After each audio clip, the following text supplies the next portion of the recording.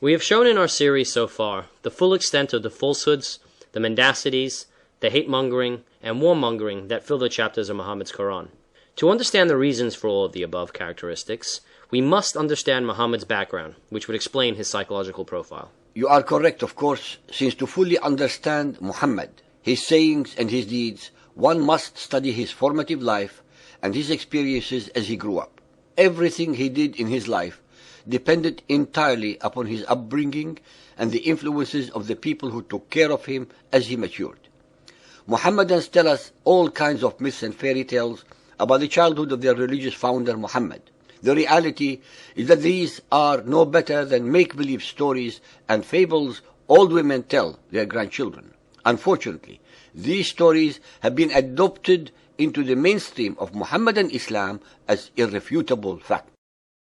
Abd al-Muttalib was Muhammad's grandfather from the Quraysh tribe in Mecca. He traded with Syria and the Yemen and had obtained certain profitable privileges at the pagan shrine of Mecca. It was he who supplied the pilgrims with food and water. He had a number of wives from different tribes who gave him 10 sons, Muhammad's father and uncles, as well as 6 daughters. One of these children was Abdullah. His father, no doubt seeking an alliance with the clan of Banu Zuhra, asked for the young Amina bint Wahb as a bride for his son. Muhammad was the first and only child of this marriage. Muhammad's father Abdullah died either during his wife's pregnancy or shortly thereafter. He left his wife very little, only 1 slave, 5 camels and a few sheep. Amina gave her son to a suckling woman called Halima. Amina died later when Muhammad was only 6 years old. Islamic myths about Muhammad. Nothing is known for certain about Muhammad's childhood. The void was gradually filled with legends that grew ever more beautiful and edifying with the passage of time. Even the earliest and most moderate accounts must be treated with great caution and suspicion.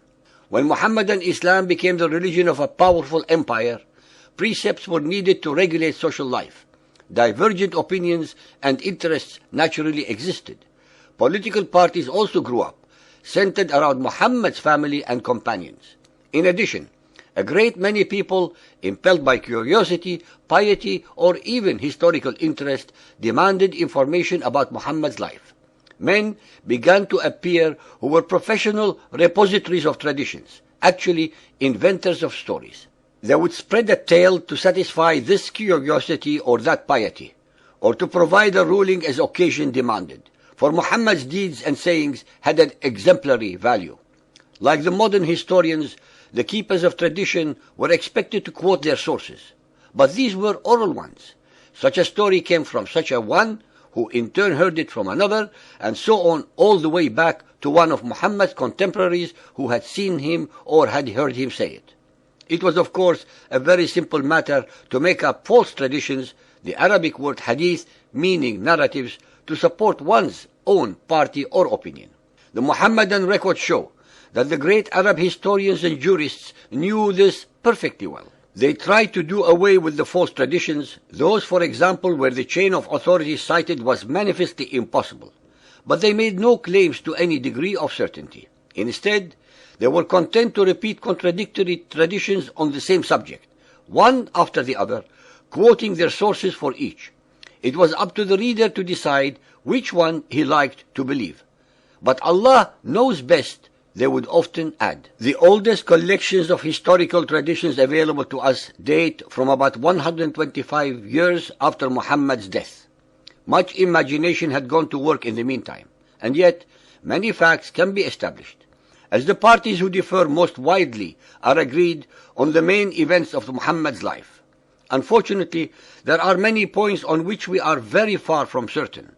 In particular, it is clear that extremely little was known about the early years of Muhammad's life, and that much has been made up about it.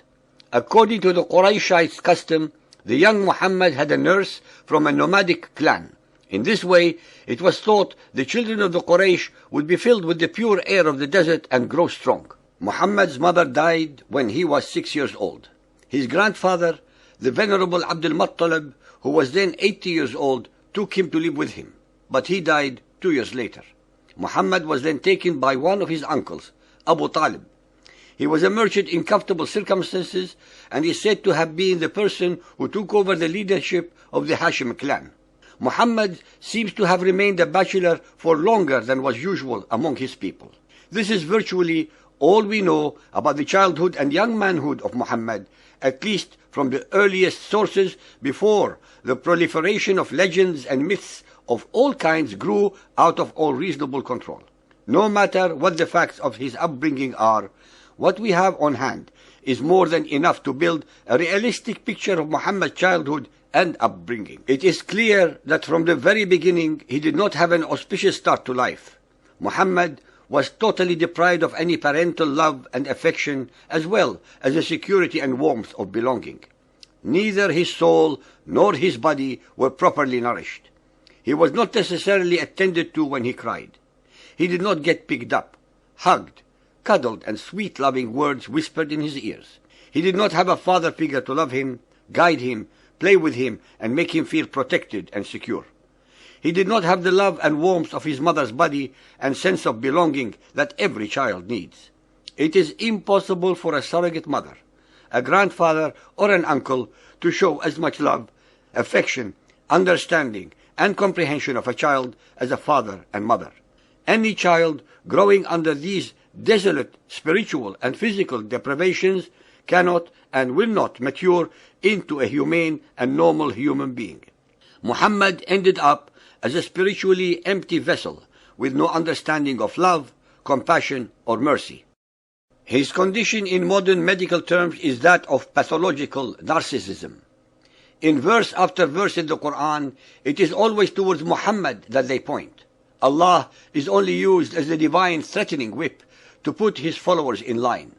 The verses of the Quran instruct Muhammad's followers that they should obey him blindly and unquestioningly, that they should follow whatever example he may set, his sunnah, that they should believe that he is the messenger of Allah, that they should know that he, Muhammad, is superior to any and all other Arabs, if not humanity, that he, Muhammad, has intercessory powers with Allah, that revelations come to him whenever and wherever he needs them, that Allah hates the enemies of Muhammad in even greater measure than Muhammad, that everything Muhammad covets, wants, needs, or lusts for is made halal to him by the will of Allah through the usual convenient and made-to-order revelations, that all those who do not believe in him or insult him will end up dead, usually murdered, and that their bodies will suffer the eternal and numerous tortures of Allah's hell, that he is the beloved of Allah, that the enemies of Muhammad are automatically the enemies of Allah. There is no difference in the association, that even the gossip of his wives is monitored by Allah, that he is in touch with the angel Gabriel a lot of the time, especially when a necessary revelation is required, that those who die fighting at the behest of Muhammad will go to a paradise full of sensual and carnal pleasures, with males or females infinitely more rewarding than anything on earthly life. When the verses of the Quran are studied carefully, anyone who knows the different characteristics of pathological narcissism will be able to, without any difficulty whatsoever, to fit one or more of them perfectly with verses from the Quran. It is inconceivable that any omniscient, compassionate, and merciful God would have revealed all the anomalies, inconsistencies, incongruities, contradictions, misinformation, grammatical errors, disinformation, absurdities, and mendacities that fill the verses of the Quran. All these facts can be fully and easily explained the moment the listener comes to the only logical conclusion possible, that every letter, every word, every verse ayah, and every chapter surah in the Quran are the product of Muhammad's own imagination, his alter ego, but cleverly projected into the unsuspecting mouth of Allah, the supreme rock god of pagan Mecca, embedded in the corner wall of the Kaaba called the Black Stone.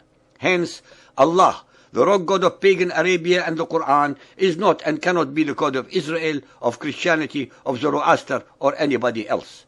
Neither could a rock reveal anything to anyone.